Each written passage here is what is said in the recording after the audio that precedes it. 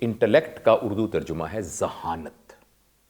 ذہانت کی اگر آپ تعریف دیکھیں ڈکشنری میں، انٹیلیجنس کی تعریف دیکھیں، بلکہ میں چاہوں گا کہ میں 5 سیکنڈ کے لیے خاموش رہوں اور آپ سب خواتین و حضرات اپنے ذہن میں ایک سوال کا جواب تلاش کریں، اور وہ سوال یہ ہے کہ کون سا شخص ذہین کہلایا جا سکتا ہے.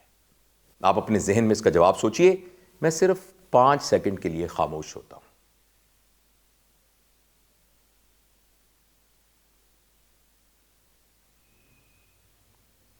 تو مجھے یقین ہے کہ آپ نے اپنے ذہن میں ایک فکرہ بنایا ہوگا کہ جو شخص یہ کرتا ہو وہ ذہین ہے. اب میں آپ کو ڈکشنری کا ترجمہ بتاتا ہوں کہ ذہین کون ہے.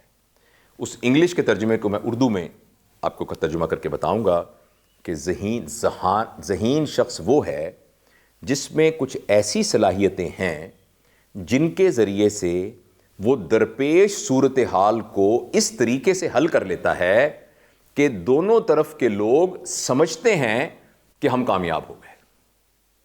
Intelligence is possession of the abilities through which a person can handle a situation in such a way that both parties have a win-win feeling.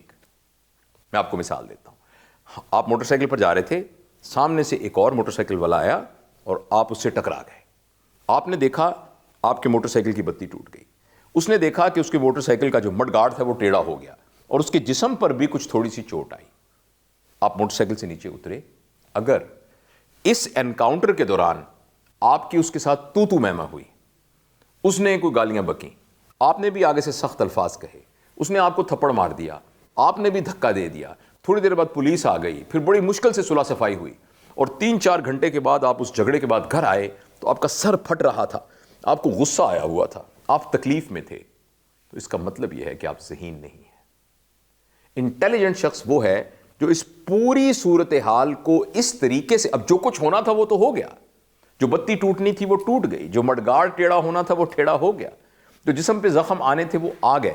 Us situation میں اگر آپ نے اس پورے معاملے کو اس طریقے سے ختم کیا کہ آپ دونوں ایک دوسرے سے بغل گیر ہو کے جدا ہوئے تو آپ ذہین آدمی ہیں.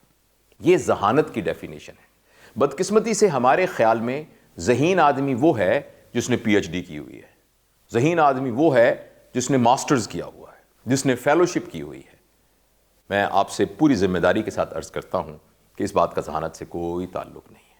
ذہین آدمی وہ ہے جو معاملے کو سمجھ سکتا ہے اور اس معاملے میں اس کا کوئی نہ کوئی حل نکال سکتا ہے، تو اس کو ہم ذہین کہتے ہیں.